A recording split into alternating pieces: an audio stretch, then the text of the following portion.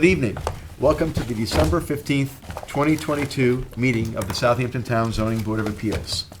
This meeting is being held live and also via video conferencing in accordance with the Town Board's enactment of Local Law Number 14 of 2022, adopted on May 24th, 2022. Our next meeting and those following will be held in person here at Town Hall and will also continue to allow for remote participation. So we ask you to continually check the town's website for updates and any new information. If you wish to view tonight's live meeting only, please do not join the Zoom meeting and instead go to the town's website. With that, I'd ask that you join me for the Pledge of Allegiance. I pledge allegiance to the flag of the United States of America and to the republic for which it stands, one nation, under God, indivisible, with liberty and justice for all.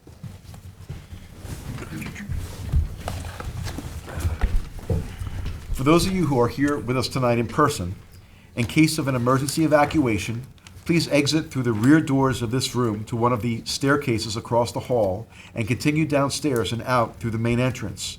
Please do not attempt to use the elevators during an emergency evacuation. In case of a medical emergency, the automatic or automated external defibrillator and first aid kit are both located in the hallway on this floor opposite the elevator. Restrooms are located across the hall. We will be starting this meeting with the public hearings. We have applicants and members of the public here with us live and also standing by via Zoom webinar, which is being moderated by CTV. CTV will mute the speakers on Zoom until it is their time to give testimony before the board. Please be patient. If you find that you are having difficulties accessing the hearings, please visit the town clerk's meeting portal and click on the instructions link. Please silence your cell phones and refrain from speaking to one another in the boardroom as it interferes with our recording equipment. Tonight we have board member Helen Burgess participating remotely. A reminder that applicants, agents, and members of the public speaking, other than attorneys, will be sworn in, will state their address for the record, and will offer their testimony as it relates to the application before the board. Before handing in any submissions to the board tonight, please make sure that the documents identify the ZBA application name and tax map number. The application name should also be written on your certified receipts. Unless otherwise stated at the end of each hearing, all of these applications will remain open for written comments for all purposes until a date to be announced after the hearing. Those comments can be addressed to the members of the board and sent via email, mail, and/or dropped off at Town Hall to the board secretary, Candace Cowell. With that, I'd ask for a motion to approve the minutes of our last meeting. So moved. Second.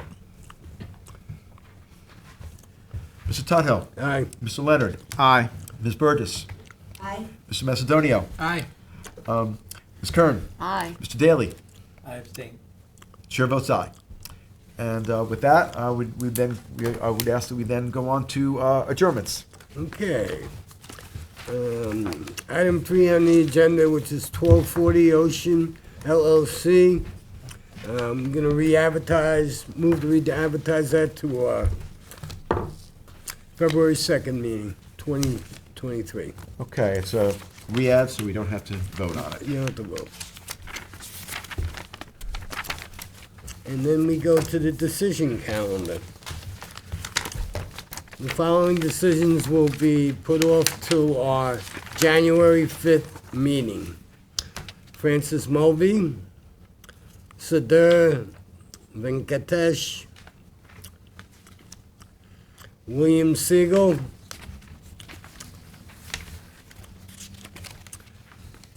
uh, 213 Shore Road, 59 Cedar Point LLC, J. O'Brien Holdings LLC, 42 Cold Spring Point LLC, Tamas, 15. I'm not good with Polish names. Jill Simon, Ronald Duckstein, and Ivan Paskov. Second. All in favor? Aye. Any opposed? All right, going back, we'll stay on the same page. We have lease Lee Skolnick will be heard on 119. Second. All in favor? Aye. Any opposed? Dylan Patel, Dylan, that'll be heard on, we'll have a decision on February 16. Second. All in favor? Aye. Any opposed? All right, while we're still on that same page, Robert Lenowitz. I'll move to reopen to accept written submissions. Second. Mr. Tuthill? All right, Mr. Daly? Aye. Ms. Kern? Aye. Mr. Leonard? Aye. Mr. Macedonio? Aye. Ms. Burgess?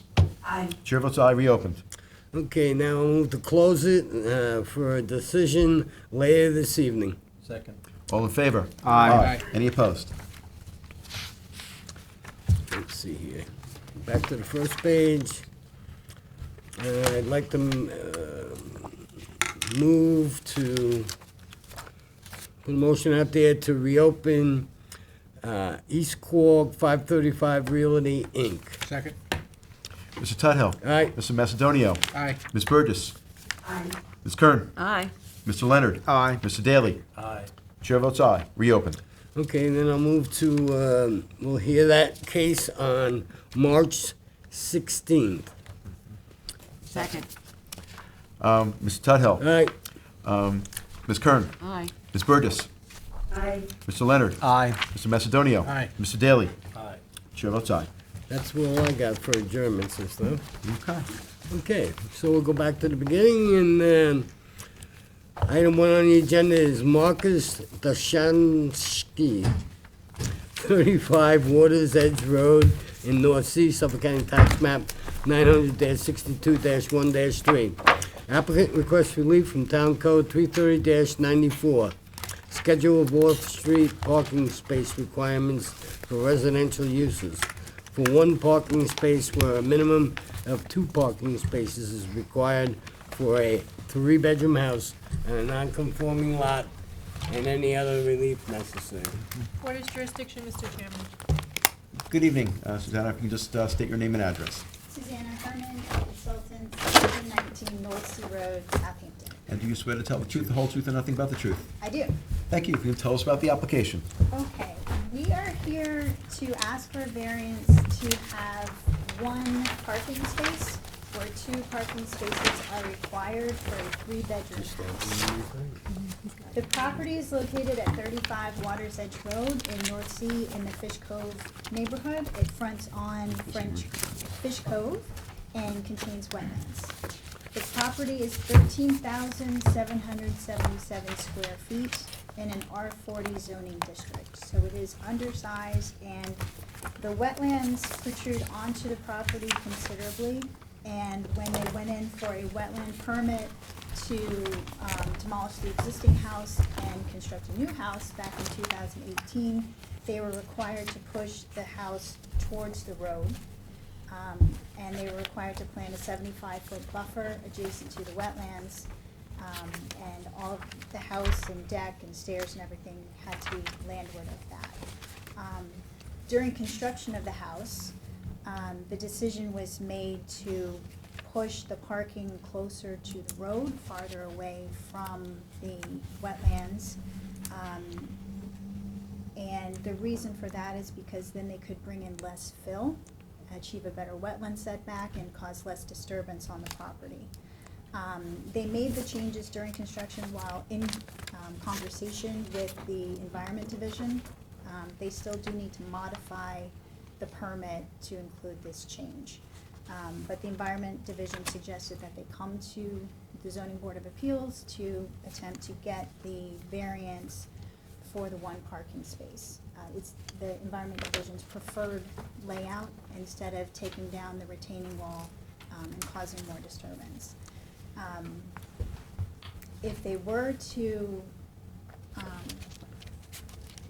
relocate the parking into the property more, they would have to bring in more fill, remove the retaining wall that's there. There's a big, there's about a 6-foot drop between the road and where the house is located. So in order to extend that into the property, they would have to have a larger flat area in which to park, move the retaining wall, and bring in more fill.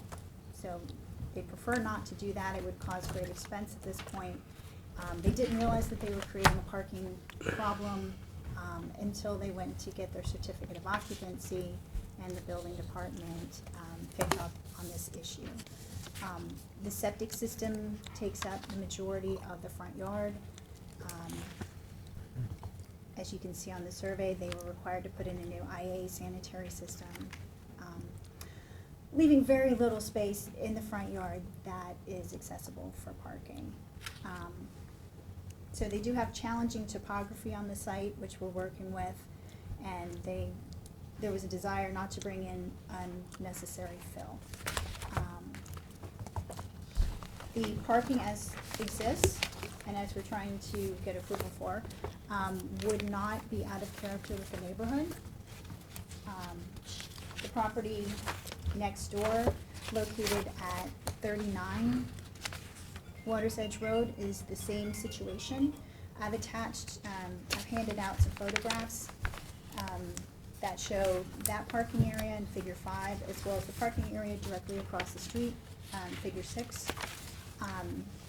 That's across the street is 36 Water's Edge Road, which has a similar situation.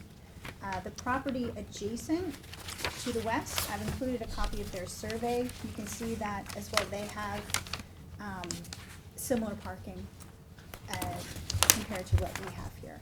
They received a certificate of occupancy in 2016, and this is the survey that went along with that. So they were granted a certificate of occupancy despite having their parking not completely comply with the zoning code. The photographs that I handed up, you can see that it is completely possible to park one car totally within the property boundaries. This isn't a staged photo, this is just how it happened to be parked when I went to post the property 10 days ago. So it is doable.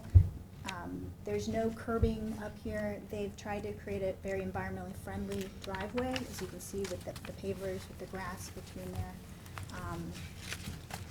It looks nice. The house looks nice. Figures 3 and 4, you can see the steps that go down to the lower portion of the property where the house is located.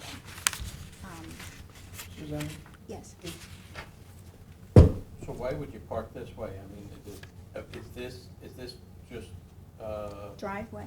driveway, but it's not on their property? That's the Correct. If you- technicality aspect of it? The issue is that in this particular spot, normally you have about a 10-foot, 5 to 10 feet strip between the pavement and where your front line, your Right. front property line is. They've got 17 to 18 feet. So anyone driving down the road or neighbors would have no idea that if they were parking the other way, they weren't actually parking on their property. Yeah. So we have to provide parking on the property. There's only space for one car on the property. Reality is you can pull in the other way, no one will even know if you can get more than one car. No one would notice, that's what the people do next door, I'm sure there's other So that's what they're gonna ones. do. Yeah, but we're required to show that we can park 2 cars on the property itself. Here, that's not possible without either, moving that, the retaining wall structure, which is a pretty big deal. It would involve great expense, and it would, as I said, require moving that wall. Might be able to get 2 Mini Coopers on there. You could probably fit 2 Mini Coopers. 2 Vespas. But the town does have standards for, I mean, this would fit one according to. I'm fine with it. Thank Yeah. you. The only thing I'm just thinking of is an estimate as to what it would cost to do the things that you mentioned about the fill and to make it conform. Just having that in the file would be helpful. If we could leave the record open, I'm sure I Yep. would get that. Yep, that would be fine. And then we did have some comments from the building department. I'm sorry, what did you just ask me for? Just a written sub on the cost to. Financial hardship. Financial hardship in making it conform, having the second parking space conform. Yeah, yeah. So we could have that information for the file. So the comment we had was just, this is from Marjorie Riley, Building Inspector, and you may have seen this already. Changes to the driveway's curb cut shall be addressed with the engineering department. no parking shall be allowed on the town's right-of-way. So, The right-of-way being the 17 feet between the pavement and the property line. But there's no restriction in terms of parking on the street itself, is there? There is in all residential zones within the town. Yes. You cannot park between 1 AM and 6 Okay. Correct. PM. Okay. So if they had friends over. Right, they could park on the street. Sure, yes. yeah. But it's a single-family residence. Right. They don't intend to have excess parking on this property. Yeah, yeah, yeah. And I think the other part of this application is, what is the impact on the neighbors, with this? None. No one's complained that I'm Right. aware of so far. No one would know. Right, right. Because you don't Yeah. realize it's not their property. You don't realize it's not their property, and Yeah. it's a Yeah. very It's low very deep, impact. yeah. Yeah. The pavers look nice environmentally. Right, right. And my guess is that this issue has been overlooked in the past, just like with the neighbor. Sounds like it. So I suspect there are many other properties that this issue didn't come up when it maybe should have. I can name a couple roads in town, but I won't, where this is Yeah. the norm. Right, right. And a lot of times, it's just because the town right-of-way is much wider in that particular spot. Yeah, yeah. So here we have an applicant trying to do the right thing. There are environmental benefits to what's being proposed here. Anyway, we'll see if there's anybody. I'm presuming you haven't heard from any of the neighbors? If not, She said she didn't. Okay. Anybody here? Okay. Any other questions or members of the board? Anthony, do you have any comments? Okay. All right. Is there anyone who's here in the room this evening in connection with the application of Dochin, sorry, I'm not pronouncing it very well. Dochanchi? This is for property located at 35 Waters Edge Road in North Sea. Is there anyone who is waiting to be heard on Zoom in connection with the same application, 35 Waters Edge Road in North Sea? If you're waiting to be heard on Zoom, this will be the time to let us know by raising your hand. No one on Zoom. No one on Zoom. Thank you, Kevin. All right, if not, Bob, it is yours. Is mine to move to close the meeting and hold it open? Written submissions for 1/6 with decision on 1/19. Second. Mr. Macedonio. Aye. Ms. Kern. Aye. Ms. Burgess. Aye. Mr. Leonard. Aye. Mr. Tudhill. Aye. Mr. Daly. Aye. Chair votes aye. Thanks so much, Susanna. Happy holidays. Thank you. Thank you. Take care. Happy holidays.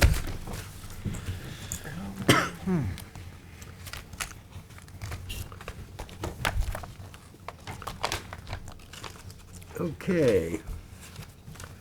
Item 2 on the agenda is Claude LeBlanc, 16 Deer Run in Watermill, Suffolk County Tax Map 900-65-4-7. Applicant requests relief from the following provisions of the Town Code: to legalize an outdoor kitchen constructed without the benefit of a building permit. 330-11, residential districts table of dimensional regulations for an accessory side yard setback of 15.2 feet, where 20 feet is required, and 330-83C yards, and 330-76D, placement of accessory building structures and uses in all districts to allow the outdoor kitchen to be located within the minimum side yard for the principal building.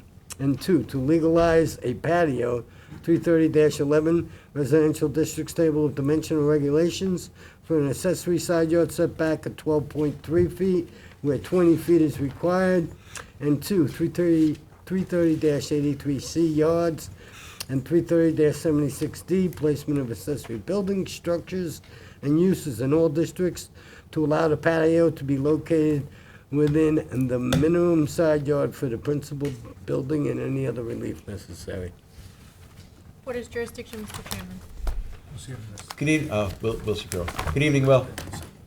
Good evening, board members. William Shapiro, 135 Main Street, second floor, West Hampton Beach, New York, 11978, for the property owner Claude LeBlanc. I'm here to present this application, as the board has already heard, to legalize an outdoor kitchen and patio.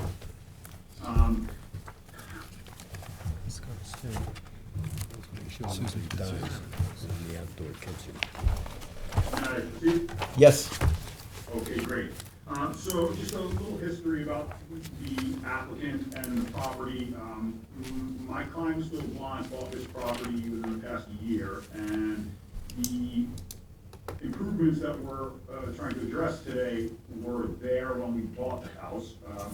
We did not know that a variance would be required when we did that. We were just trying to get an updated CO, and then during the process, we found out that we actually needed to get these variances. So that's the origin of our application. So I just want to point out to the board that this is not a self-created problem. This is something that we purchased. So I also wanted to point out something on the, if the board members had a chance to look at the aerials of this property, just in terms of impact on the neighborhood, and that point, this is certainly, I just want to preface what I'm about to say, this is not, hey, look at what they're doing on their property, how can you blame us for what we're doing on our property? That's not the point I'm trying to make at all.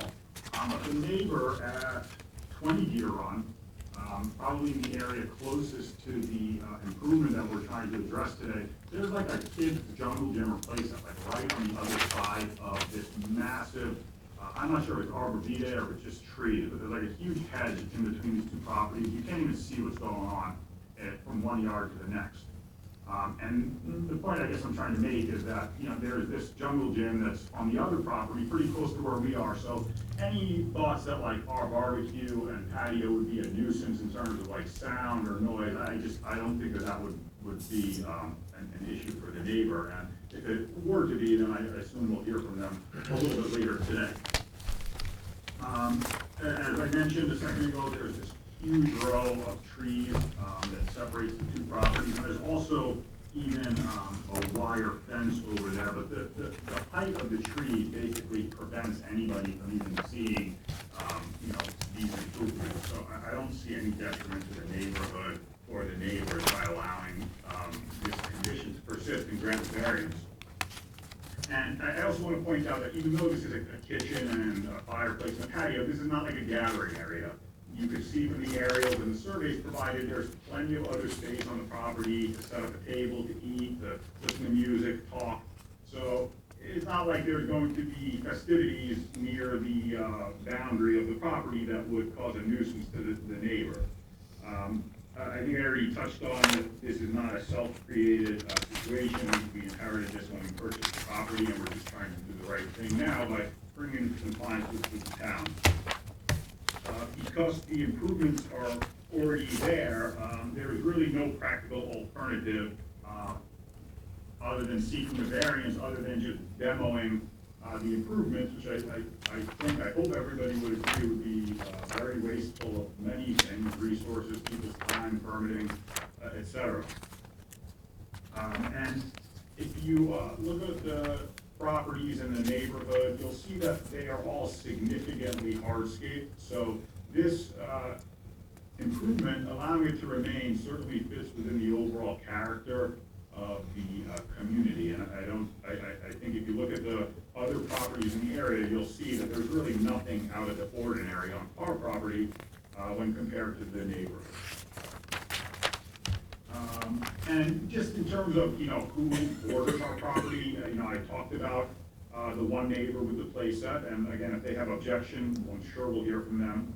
Behind our property, we have an ag reserve, so no houses are going there. And then across the street, across Deer Run, there's a tree farm. So, you know, I think on two sides of our property, we kind of have non-residential uses, so I think that's kind of two less people who would be potentially affected by granting this variance.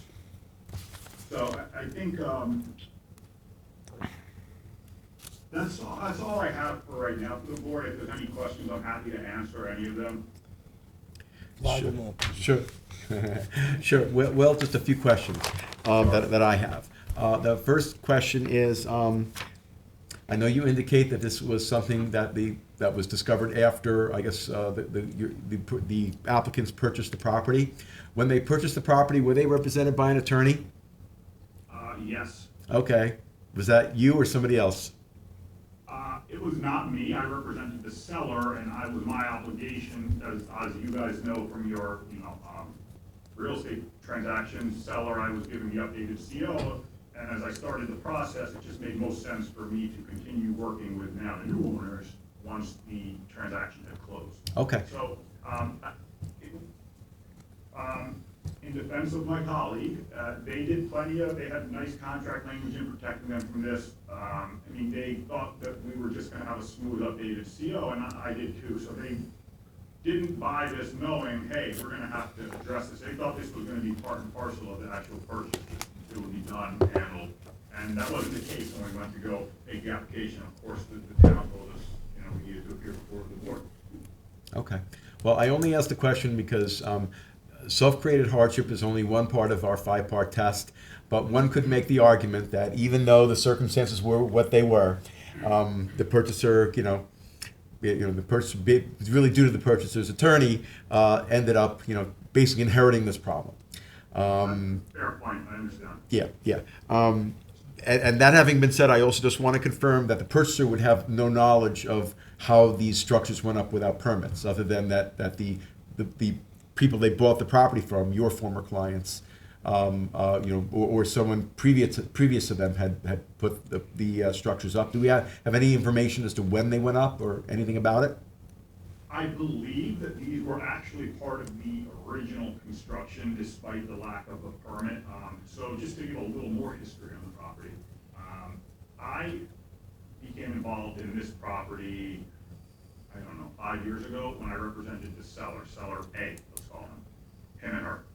Seller A sold to B.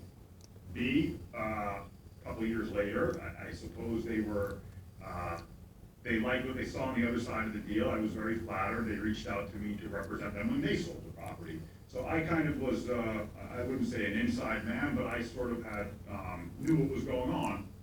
When my clients sold the property, find A, First People, this was all there. We knew that it was there. The buyer's attorney at that point, I'm just trying to rack my brain to remember, excuse me.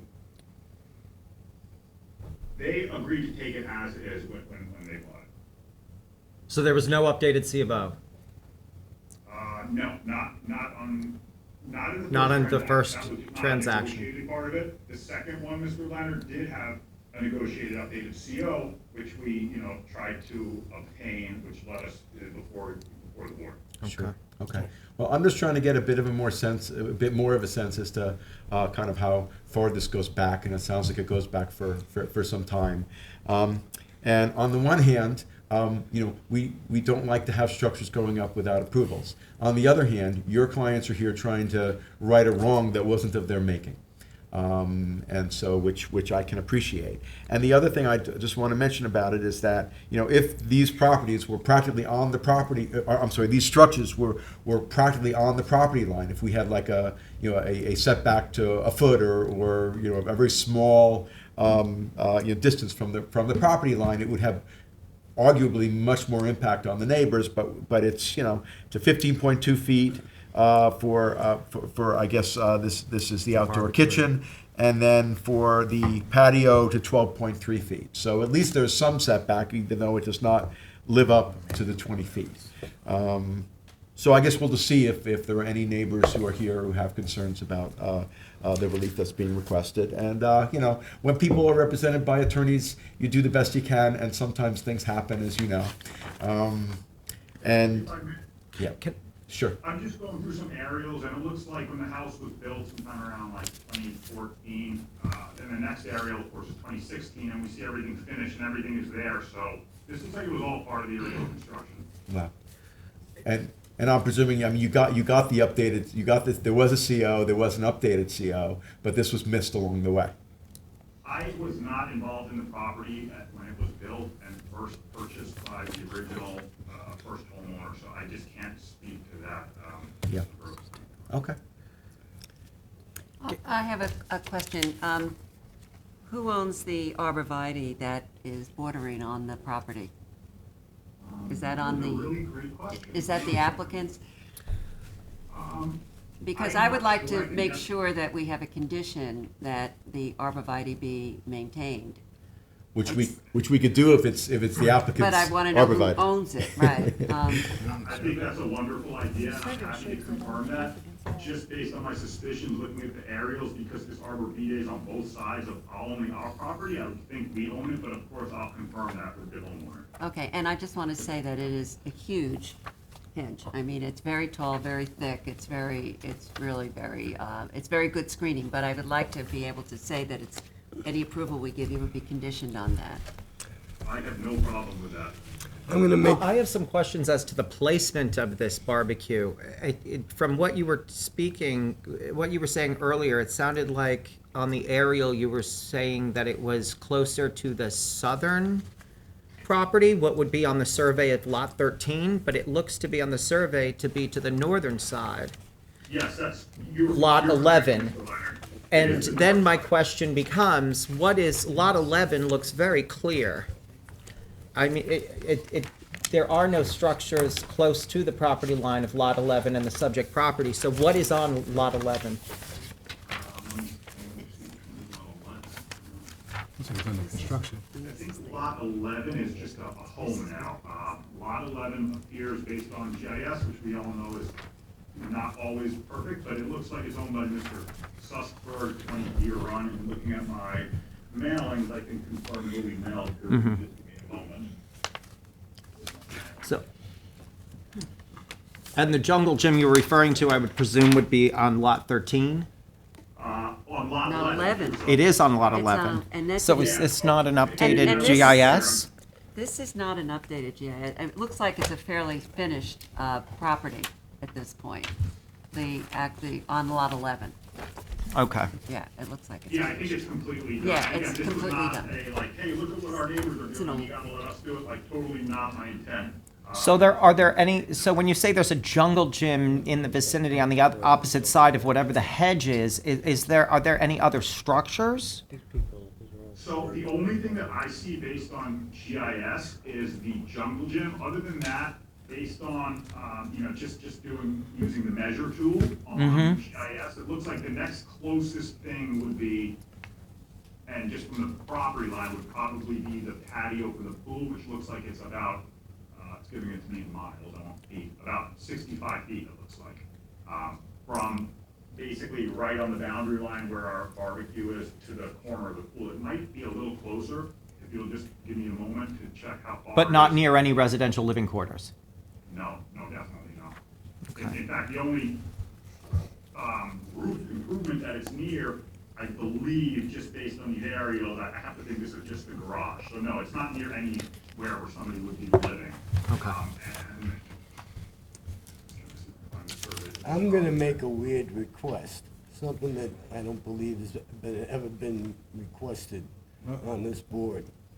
And tell me if I'm out of line, you guys. You're out of line. I'd like to see the fire marshal go down there and do an inspection of this outdoor kitchen. Due to the, we had that tragedy up there, Yeah.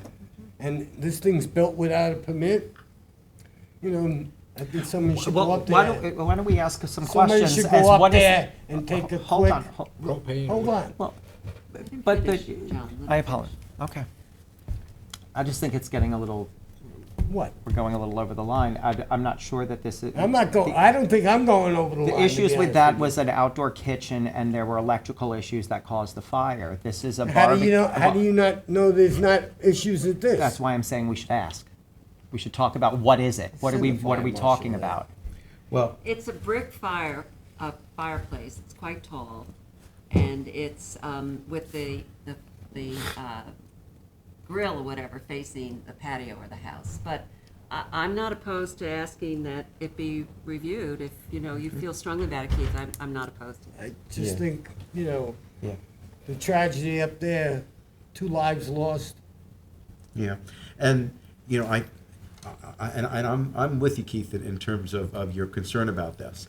I think that the fire marshal would need to sign off on this before all is said and done. The question is, at what point do we want to have them do it sooner before we make a decision on this application? And it sounds like that's what you're looking for, and I don't think there's anything wrong with making that request. Using it for a couple months anyway. Yeah, but even barbecuing next week in the snowstorm or what? I think that's a nice idea. Yeah, please. Please. Please. I have no problem with that. If you want me to do that now as part of the variance Yeah, application, that's- fine. If you want me to do it as part of the permitting process, that's fine too. How does that work, Ed? What I was gonna say is, it makes no difference, he's willing to go and find out. What I would say is it'd be worth looking in the permit that was already issued for this to see, because during the permit process, it goes to the fire marshal. The fire marshal reviews all the plans and everything. Now, obviously, this didn't get a permit, so it wasn't on the plans initially, so I Right. fully understand that. But Right, just to right. clarify that all applications typically do go to the fire marshal. Right. So Okay. in this particular case, you may then, I could certainly go look at the file to see if we have anything on record from them. Okay. And then we could certainly get something. Yeah, and if the fire marshal's already Not a been, problem. been there, then there's no, then we would just need that information. If, on the other hand, the fire marshal hasn't been there, what Keith is suggesting is that, Will, that you reach out to the fire marshal to ask for to give us, our board, comments, and which would require them to go to the property and take a look at I what's don't there. want Mr. Shapiro to have any liability from this. And you know, Pete, the reality is that there are trees very close to the barbecue, so I think it's worthwhile for everyone's protection to have that taken into account. Absolutely, I would never come and argue that something that's a legitimate fire hazard should be, Right, ramped up. right. Right. I agree Let with the you. professionals go and look at Okay. it, that's all. So then my next question about this is, I would think this could be done in a written submission, unless we want them, Will to come back? I would think a written sub? Yeah, okay. You know, we just, in our last application, we talked about having the costs of demolition and everything else. Should we also require that for this application?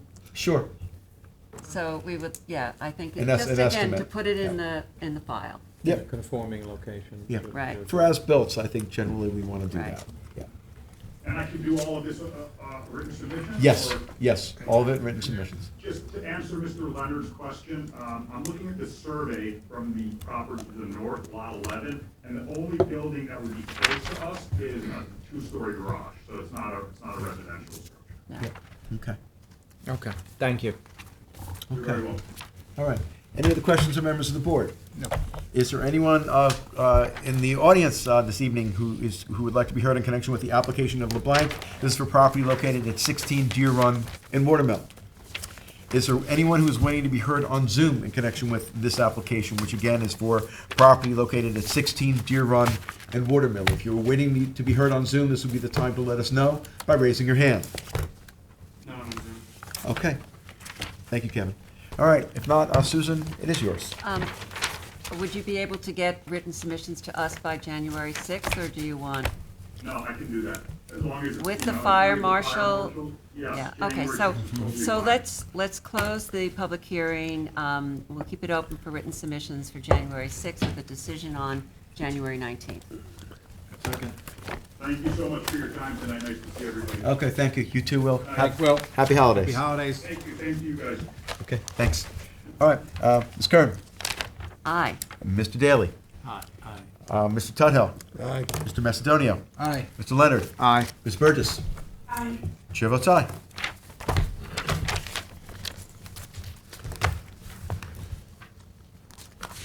Okay, item 4 on the agenda is Jeremy and Lucille Presner, 11 Powers Drive in Shinnecock Hills, Suffolk County Tax Map 900-234-2-14.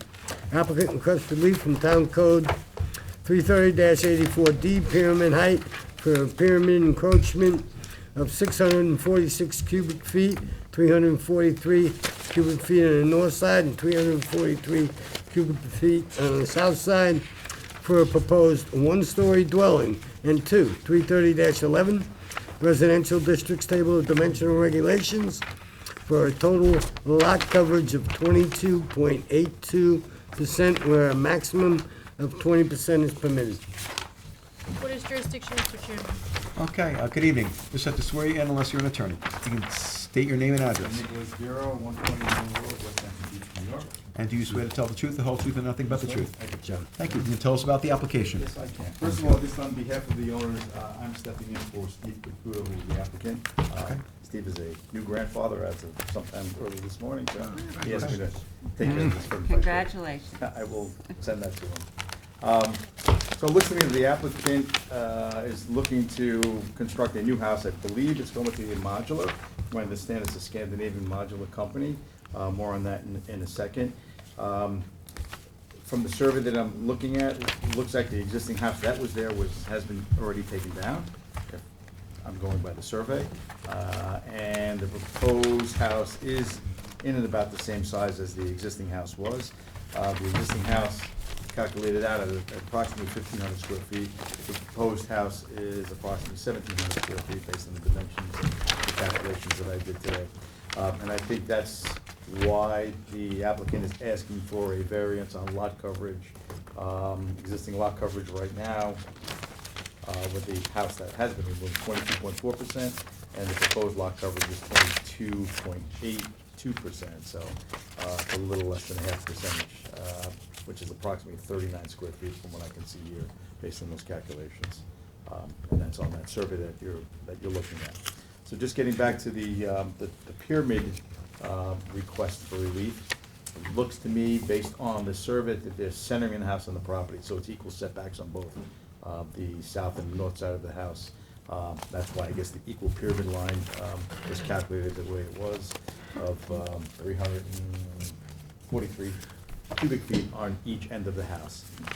Looking at the little diagram, the detail that's in the bottom right-hand corner of the house, you can see the pyramid calculation, how that was done by the surveyor, based on the drawings I think they got from the Scandinavian modular company. The modular house is a gable roof, and I think that's what necessitates the request for the variance. How many bedrooms is this house? I believe it's a 3-bedroom house. Okay. The only reason I ask is because I'm trying to figure out how we got to over 20% total lot coverage. There's a pool, which seems like a modest-sized pool. There's a shed. Must be a small lot. It is a small. That's what it is. It's a small lot.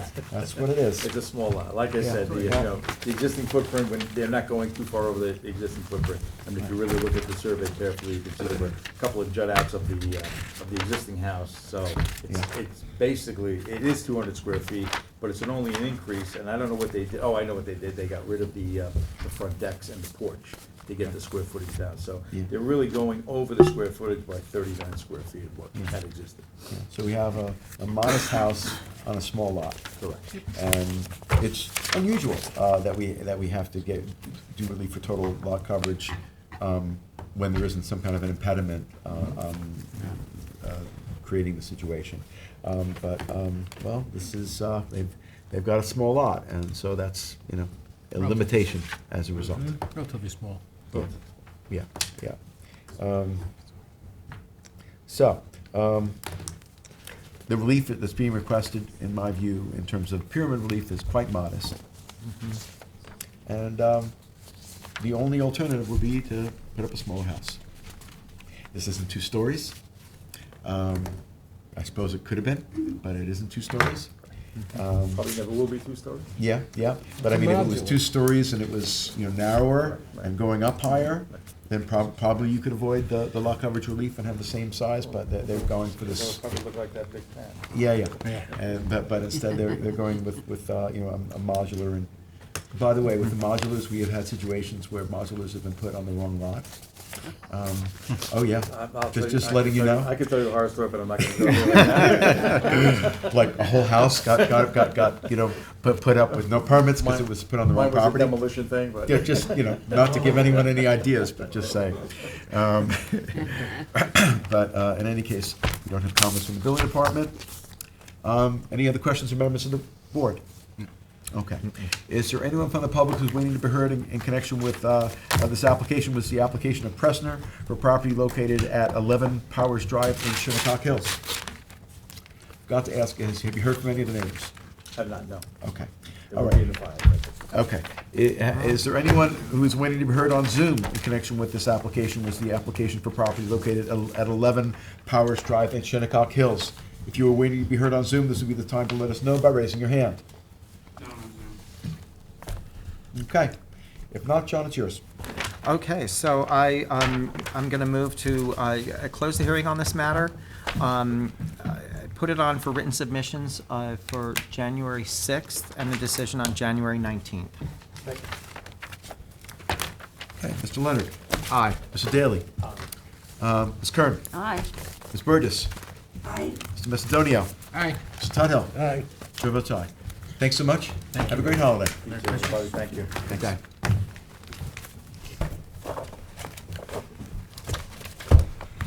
Okay, item 5 on the agenda is S. Wayne Zubek, 436 North Sea Mecox Road, North Sea, Suffolk County Tax Map 900-99-1-71. Applicant requests relief from the following provisions of the town code for proposed second-story addition to the existing dwelling on a non-conforming lot. 1, 330-84D, pyramid height for a total pyramid encroachment of 1,026 cubic feet on the west side of the property. 330-11, Residence District's Table of Dimensional Regulations for a rear yard setback of 74.4 feet where 100 feet is required. And 3, for a side yard setback of 20 feet where a minimum of 25 feet is required. 2, for a proposed accessory apartment within an existing dwelling. 330-11.21, special standards to allow an accessory apartment to be located on a property that is 32,845 square feet where 48,000 square feet is required, 80% of the 60,000 square feet. And 2, 330-11.2G, to allow the total floor area of the accessory apartment to be in excess of 35% of the total floor area of the principal dwelling, to wit, 621 square feet, 70%. And 3, to legalize a shed constructed without the benefit of a building permit. 330-11, residential districts, table of dimensional regulations for an accessory front yard setback of 15.7 feet where 90 feet is required. And 2, 330-83C yards. And 330-76D, placement of accessory buildings, structures, and uses in all districts to allow the shed to remain within the required front yard for the principal dwelling and any other relief necessary. Board's jurisdiction, Mr. Chairman. Good evening. Good evening. I just had to swear you in unless you're an attorney. You can state your name and address. Lisa Poyer, Twin Forks Permits, 288 East Montauk Highway, Hampton Bays, New York, 11946. Okay, do you swear to tell the truth, the whole truth, and nothing but the truth? I do. And if you could tell us about the application. Good evening. Lisa Poyer, I'm here on behalf of the applicants who are actually in the audience tonight.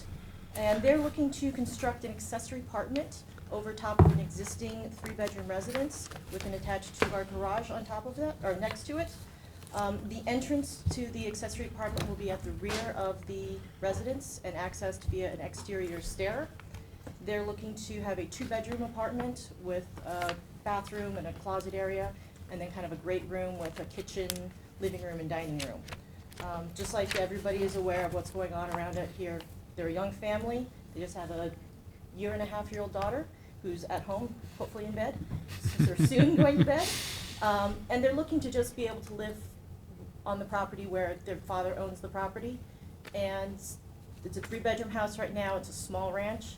It's a little tight for the family. They just want their own space to be their own family. But at the same time, they want to be able to have, access with grandfather and granddaughter, to be able to have interactions, some babysitters available. As their father gets older, to be able to have access to help him out if he needs anything. But they've tried looking out here, and like many other families, they can't find anything. So building an accessory apartment over top of this house is pretty much their only option right now. It's a small habitable area of the main house, which is 897 square feet, and the apartment of habitable area is 631 square feet. So that's 70% of the main residence. So the limitation right now is 35%, so they'd be asking for relief of another 35% to go up to 70. Basically, if you look at the entire house as a mass structure, the house is 1,997 square feet as a 1-story ranch, and their apartment, or that they're looking to do on the second floor, is 945 square feet as far as total area. And that would be 47% of the main residence if you did the math that alternative way. So they're asking for, in that case, an 11.7% increase in kind of a mass of the building. And the house is right now situated with a 20-foot side yard setback to the western property line. I don't know if you have the elevations, but they're looking to pretty much site the apartment on one side over the actual two-car garage. And it just makes more sense dealing with kind of the roof structure of the existing house as far as making it work easily for construction purposes. We don't believe it's a detriment to the neighborhood, and as fact is it's a residential neighborhood. It's a residential use, it will be continued to be a residential use. Financial purposes, you can't, harm a homeowner by having a small modest house on his property and then wanting to have, family members live with them. In order to make the house a conforming size to the accessory apartment, you'd have to do a 900 square foot addition to the house, which that's pretty much double, that's more than double of what the existing house size is. And that's a lot to ask, family to, if they could put 900 square feet on the main house, then you really wouldn't need the accessory apartment maybe, but then they wouldn't have necessarily their own space, their own kitchen, those sorts of things. We believe the accessory apartment won't have an adverse impact to the neighborhood, just that it is a residential neighborhood. It will continue to be used as a residential lot. It is a flag lot, so it's not visible from North Sea Mecox Road. They have no objections from neighbors. They've spoken with them, and then that pretty much covers the accessory apartment part of it. Is there any questions? Well, I just want to mention just at the outset that this is the reason that the accessory apartment law was passed in the first place, was to help people, families. That's one of the main reasons for it to have been enacted at the outset. They have had that conversation of, do you move away like everybody else? Right. They're a fifth generation family out here. They're raising their daughter, so sixth generation there, and they want to be able to continue to live and work out here. And it's a family-owned business that they work for. And What's the business? B&N Storage and Moving. So No there's issues with parking? no issues with parking. There's plenty of parking on the property. Yeah, and on its face, when you look at many accessory apartment applications, it looks like an awful lot of relief. But what happens is a lot of the relief in the application has to do with what's presently there already with approvals. But because of the way in which the accessory apartment law is written, all of that has to be included in a variance application. And sometimes the accessory apartment law just doesn't fit into the criteria of what an applicant is dealing with in terms of the lot size, in terms of the one thing that's in terms of some of what's going on the property. The one thing that is unusual in this instance, but not unprecedented, is that the 35 to 70%, which is basically double the size of the accessory apartment that the accessory apartment law would allow. We have granted, I believe, relief on occasion for that in the past, but that is unusual. The main thing I'm always concerned about is the accessory apartment accessory, and it clearly is. So you don't want the accessory apartment to be bigger than the primary structure. But in any case, it seems like a lot of relief. But in my view, we all know what the circumstances are here. The alternative is families not being able to stay here. And which is I don't think a good thing for a variety of reasons for people who live in the town of Southampton. So anyway, those are my thoughts about it. I agree. Yeah. And I'm not sure if anyone else. I did also have a question. Sure. For the life of me, I could not find where the number 1,026 cubic feet of pyramid relief was on the pyramid sketch. I think it's, And maybe it's because my vision isn't so good. Candace, is it that number, or is it actually 1 point? It's on diagram SK Okay. 0.1. As long as it's there. It's up top. It's up yeah. top. Okay. As long as it's there, I just wanted to. Plans, so I have no idea. Okay. I just wanted to make sure it's there someplace. Yes, it is there. So as long as it is, I'm fine with that. But other than that, everything else looked okay in terms of being covered.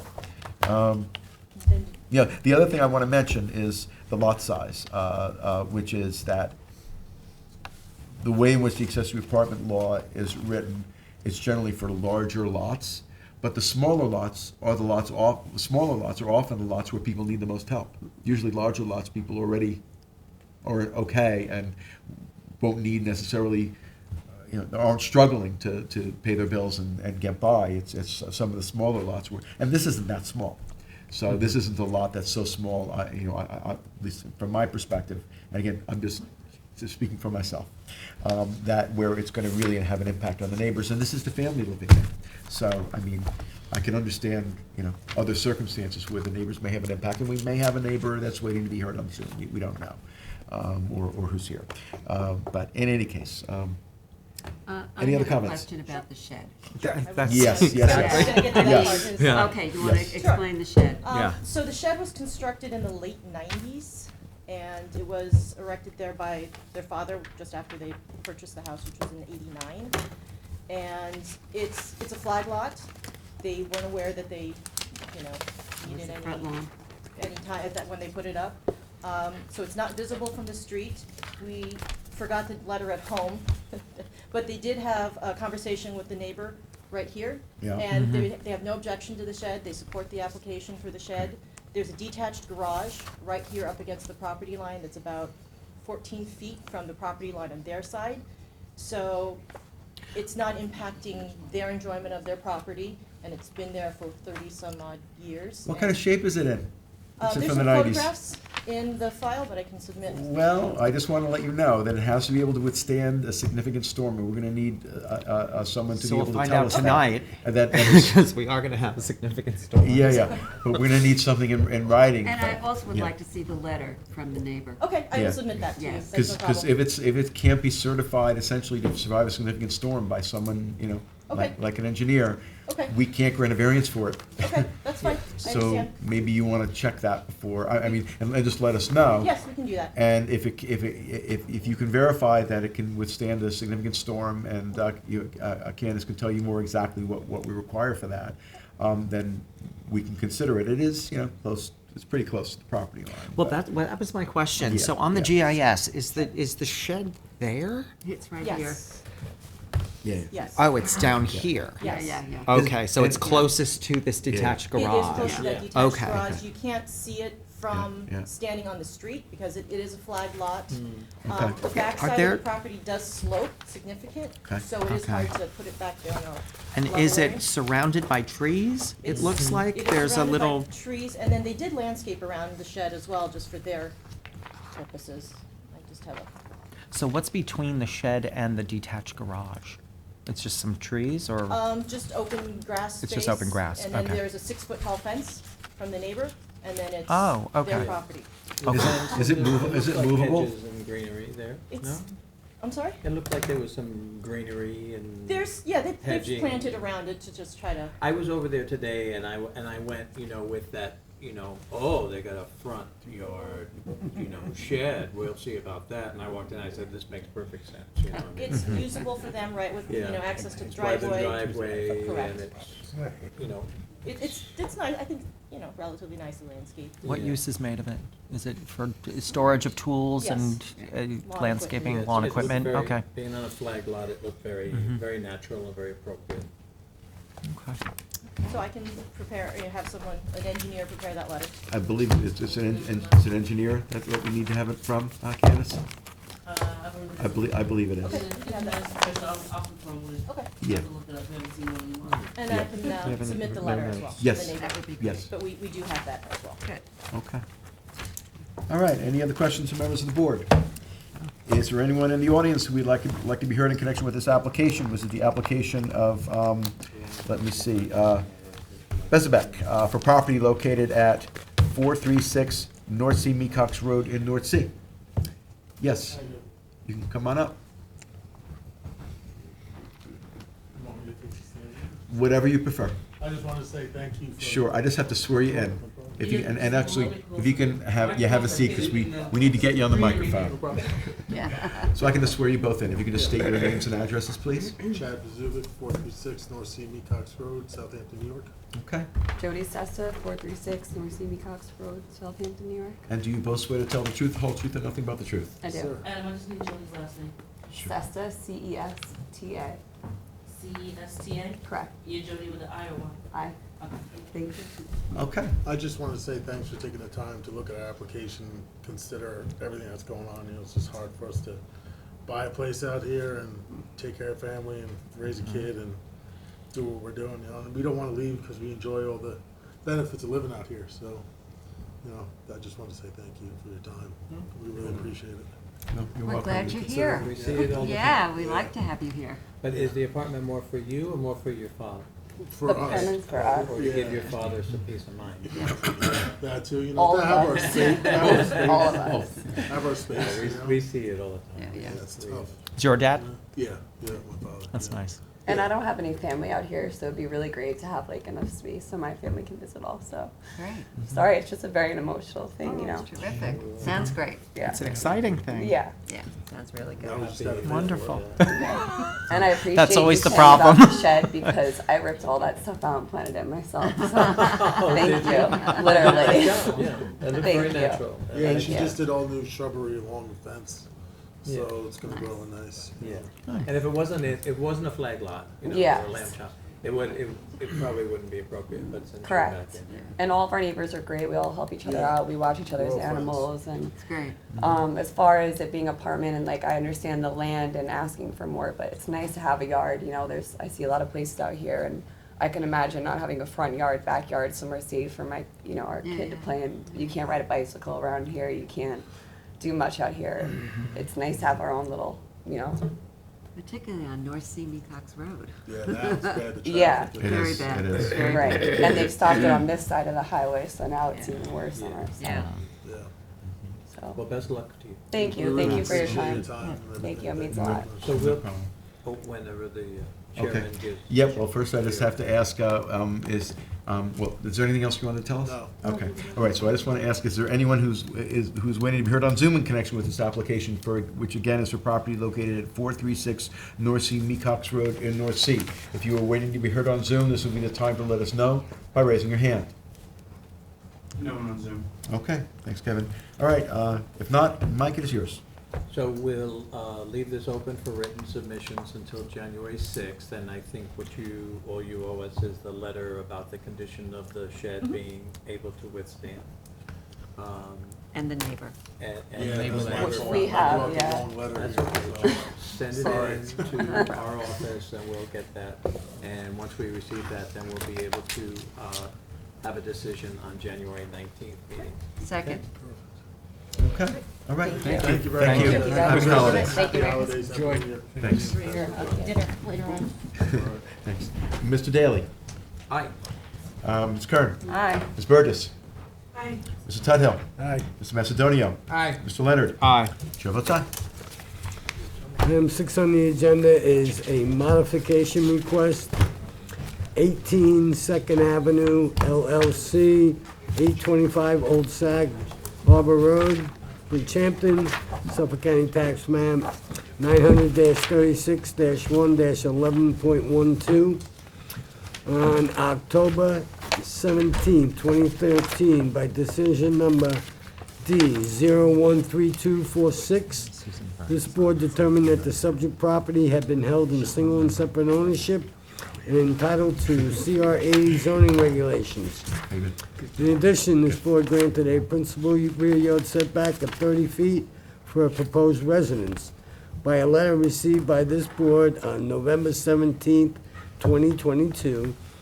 Jeremy Yes. Morton is requesting that said decision be modified as the proposed residence has slightly different location further away from the rear lot line.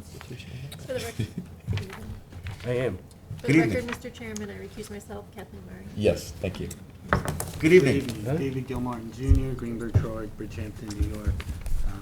I mean, he said most of what I would say to you today, and I think what we're looking for is best demonstrated by the surveys that show the location that's proposed by my client, which is 56, 4.5 feet off the rear lot line, when previously this board had granted a variance to 30. The language in the variance was pretty specific about the location, so the interpretation is that we need to come back and get a modification to that. I could read some of the highlights from the decision written by Mr. Grossman, but I'll save it if. I'm sure he'd if you love think to hear it's- it. Yeah, I would. Same. Okay. My second year on the board in 2003. Okay, so this is reducing the amount of relief. Not going to impact the neighbors at all. And this is what happens sometimes. You Here's an plan on a aerial. cer- Yeah, you plan on a See where certain the- project. and- See where the house is gonna be located, almost at that, where it has, The it, dot there's is- a little opening there. Really? wow. So look around, Oh, gosh. No impact. none.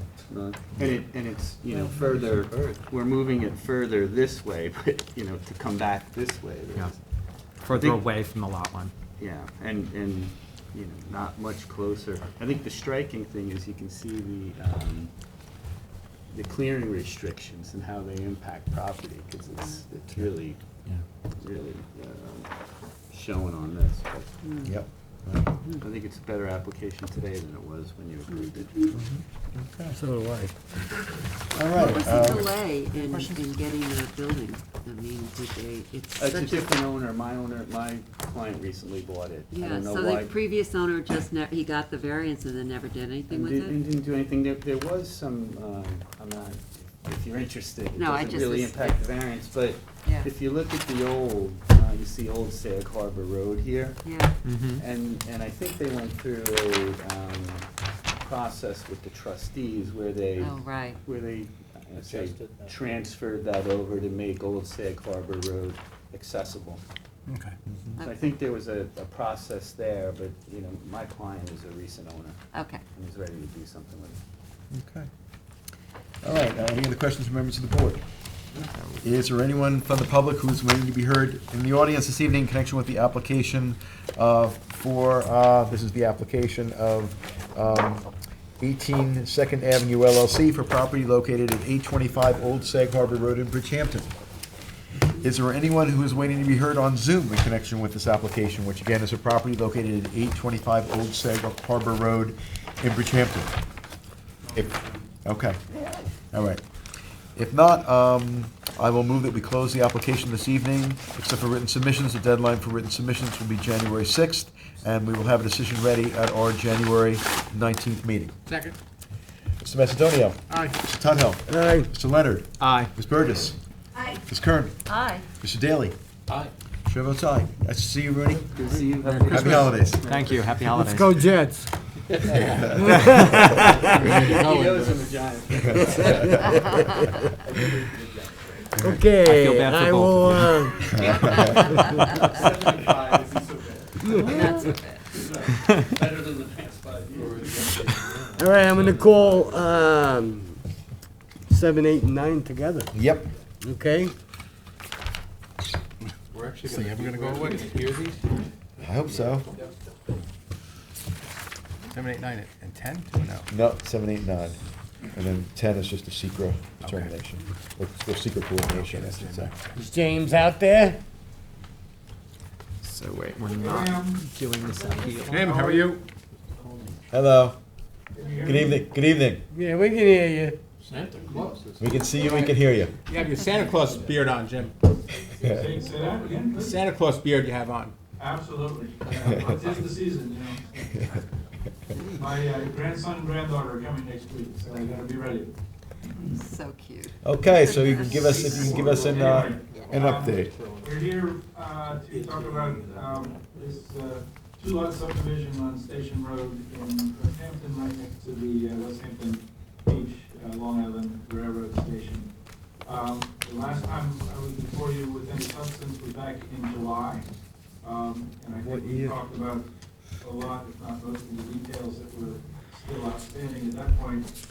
At that point, it was adjourned so that I could catch the planning board back up to this application. The planning board this afternoon adopted their pre-app report, and I believe Mr. President is there. to update you about that. But, you know, as far as I can tell, I think I have answered or provided most, if not all, of the information that you were looking for on the zoning end of things, and would be happy to answer any outstanding questions. You want me to? Yeah, if you- So the planning board, we adopted a pre-application on this previously. It expired and things, you know, it was a long time. So they re-adopted it today with some changes. So let me just summarize to make it easy for the board. Planning board doesn't have any objections to the subdivision. They don't have any objections to the relief as it pertains to the two houses. The planning board is okay with the concrete accessory structure in the back. We initially thought we would recommend removing it, but the planning board didn't take that position. They would recommend, even though it's close to the property line, conditioning it on some type of screening if at all possible. It is close to the property line. And as it relates to the barn and the accessory apartment, the planning board's preference would be to try to get an accessory, an affordable unit out of it, if at all possible. But the planning board also understands that there's just a need for the rental units in general. So they didn't really take a particularly hard position on this. They always like to throw it out there to see if there's any way that the applicant would consider it. Now, I know there might be someone living there, so I don't know if that complicates anything. But other than that, those were the two structures that the planning board was focusing on. This board made them change the map to eliminate some driveway connections and stuff like that. What I would say is the planning board's probably just going to make them get rid of all of that stuff and ultimately just have two driveways, bing, bing, to the structures. They're probably not going to want any of that. So all that I would say in that case is any conditions as it relates to the zoning, but we would handle in the subdivision side, I think, because that's where we will talk about the driveways and make sure that they function. Okay. But other than that, that was basically it from the planning board. Yeah. So I guess logistically, the only thing I'm thinking about is, normally in a determination, we're going to refer to, a survey and plans. I'm not sure whether what we have currently is what is going to be the end product. Right. So that's the only question that I had. Well, I think Yeah. that the changes, according to what the President just indicated, the changes that would be implemented when we go back to the planning process would be the driveways. And I don't think we're looking for any relief for the driveways, so Okay. I don't know if that's a concern. The only comment I would make about what he said was that I'm in agreement with most of it. My comment about the barn was we're not seeking a variance to have a separate standalone residence. We're seeking a variance to have an accessory apartment.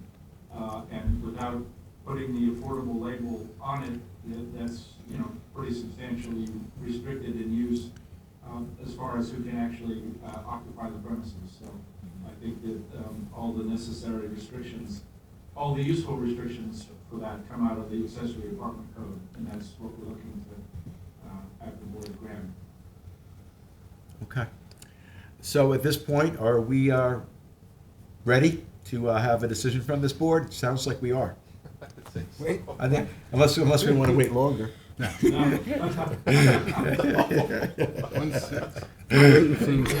July of 20. So I hear 5 years. So can I just get a clarification, Adam? Sure. So what is reflected in our agenda is what actually the variance requests continue to be. Is that correct? Yes. I believe that is the case. Yes. Okay, so that when we approve as part this, of it your- would be, As part of your written submission process, I can provide a writing to confirm that. yes, I would appreciate if you could have like a reconfirmation Sure. of exactly what we're being asked to approve. Yeah. And so the survey really hasn't changed to speak of, or do we have, I know we've gotten submissions from time to time here, and it's a little confusing because we have, three, it's done as three separate applications, which it needed to be. But what I can do is, as part of confirming the relief, I can provide a set of what is the final version Okay. that has already been presented to you. I won't present anything new, but Okay. I'll tell you exactly what the final version of each document is, and I'll represent that. Okay, That would be just very make it helpful. easier. Yeah, Okay. very helpful. Okay, very good. All right. Any other questions from members of the board? No, and I appreciate seeing that document, but I would be in favor of the accessory apartment meeting the code, including affordability. So I'm not sure if that's what you were suggesting, Jim, or. Well, I think that the accessory apartment code has an affordable component in it. Okay. Yeah. So It this does. would, Yeah. this would conform to Except that. that. Yeah, it basically, it has to, Town Right. Code 330-11.2 requires that it meet that affordability guideline unless it's for a relative. That's the only Got exception. it. Yeah. Okay, bingo. We're on the same page. Perfect. Perfect. Perfect, yeah. Okay. We're comfortable. We All can right. finally close it? I think so. However, first I want to ask if there's anyone from the public who's here in the audience in connection with these three applications, which is the application number 7 on the agenda, Tertunian, number 8 on the agenda, Production Holdings LLC and Tertunian, and application number 9, Production Holdings Holding LLC. If not, and this is for properties located at 57 Station Road, 57 and 61 Station Road, and 61 Station Road.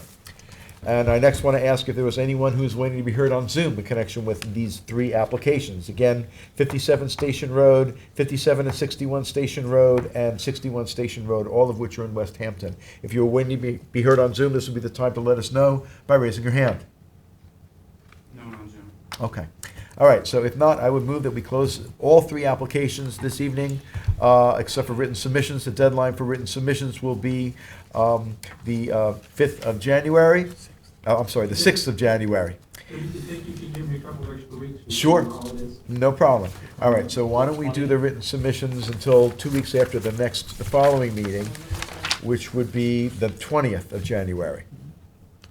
Okay. So written submissions by January 20th, and a decision, I would move that the, I'm sorry?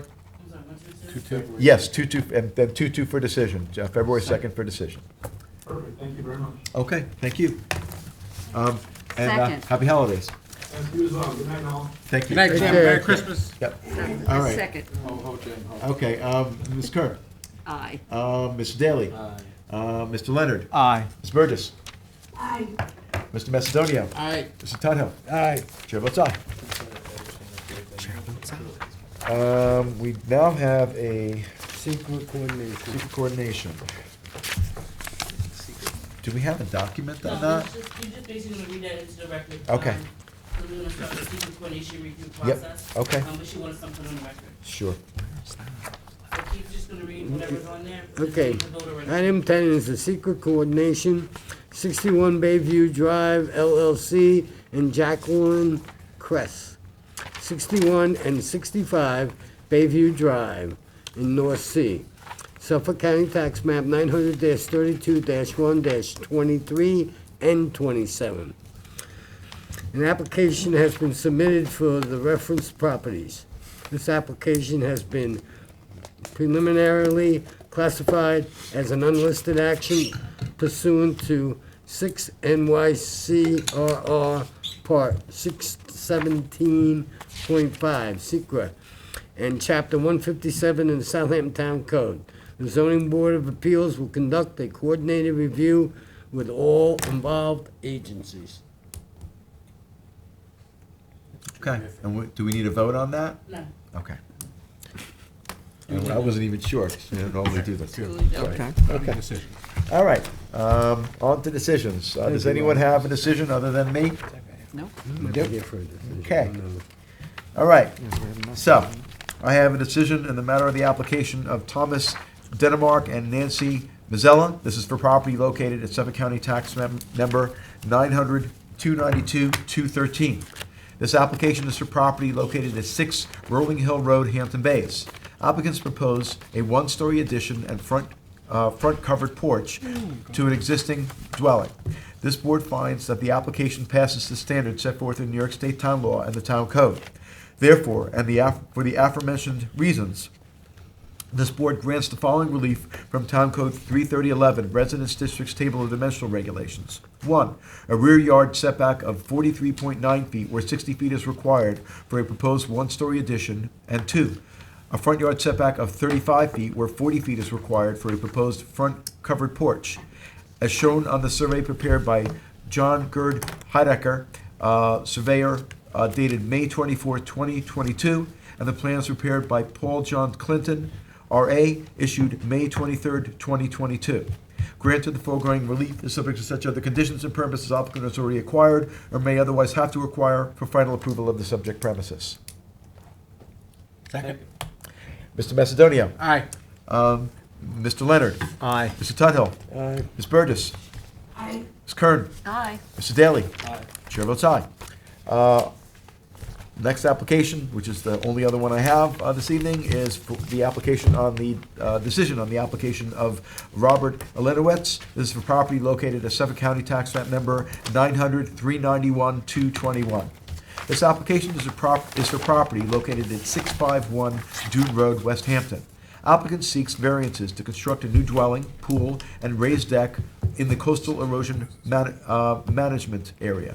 It's coastal erosion management area, okay. After modifying the application to increase the setback for the proposed pool and noting that the proposed dwelling shows a retreat from the crest of the dune setback, this board finds that the application passes the standards set forth in New York State Town Law and the Town Code. Therefore, this board grants relief from the following provisions of the Town Code. 1. Town Code 138-7A, Coastal Erosion Management Permit Required, compliance with provisions, effect on zoning regulations. And Town Code 138-9B, Structural Hazard Areas, for a proposed two-story dwelling to be constructed on a coastal erosion hazard area. 2. Town Code 138-17C1, for a proposed pool and raised deck to be located seaward of the coastal erosion hazard area line. 3. Town Code 330-84D, pyramid height, for a pyramid encroachment to the amount of 3,128.675 cubic feet, 1,459.945 cubic feet on the east side, and 1,668.73 cubic feet on the west side. And 4. Town Code 330-83A4, yards, to construct unroofed steps and a deck higher than 1 foot above ground level located in the required front yard. This relief is for structures as shown on the survey prepared by David H. Fox, surveyor of Fox Land Surveying, P.C., last revised March 2nd, 2021, and the architectural plans and elevation sketches prepared by Emilio Souza, R.A., dated November 22nd, 2022, and received by this board on December 15th, 2022. Grant of the foregoing relief is subject to such other conditions and permits as applicant has already acquired or may otherwise have to acquire for final approval. Second. Ms. Kern. Aye. Mr. Daly. No. Mr. Leonard. Abstain. Ms. Burgess. Aye. Mr. Tudhill. Aye. Mr. Macedonia. Aye. Chair votes aye. Motion to close.